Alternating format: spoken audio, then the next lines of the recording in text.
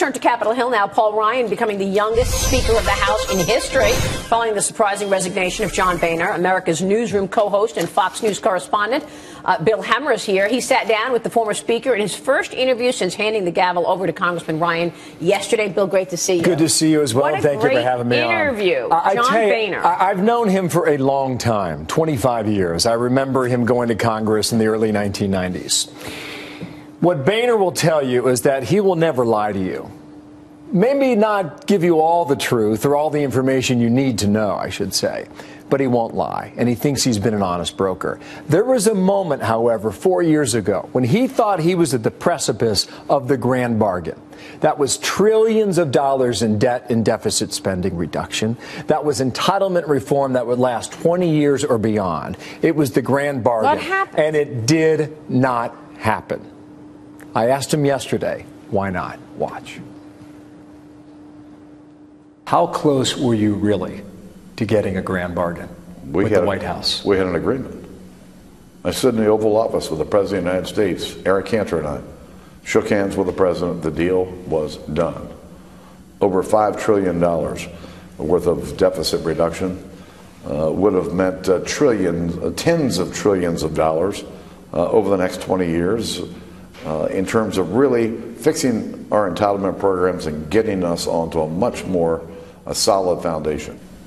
But I was shocked that the President walked away from the agreement and caused really the country to have a real struggle, because how were we going to raise the debt limit? How were we going to offset spending? And the country went through a lot more than it needed to. And that last point is what makes him so upset to this day.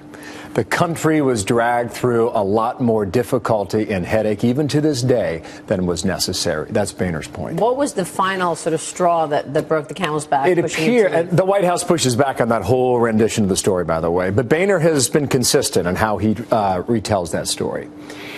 Apparently, 3 or 4 days later, after this handshake in the Oval Office, the president called back and wanted more tax increases. And Boehner said, that's not going to work.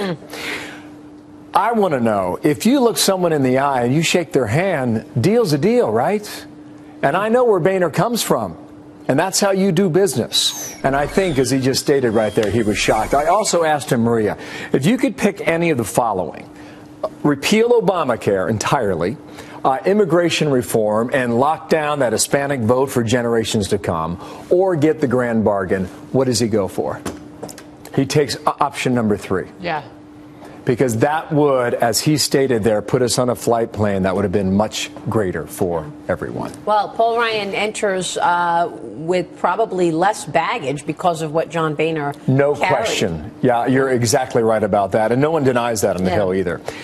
Ryan may have bought himself a year's worth of honeymoon time. Maybe longer, because they're not going to have to go through these big deals until March of 2017. That is after another presidential election. Let me get your sense of the 2016 presidential race. You moderated the debate one of the first debates. What do you make of this last Republican debate? I thought it was, how do I phrase it? I thought it was interesting. I think the tactic about going after moderators is tried and true. It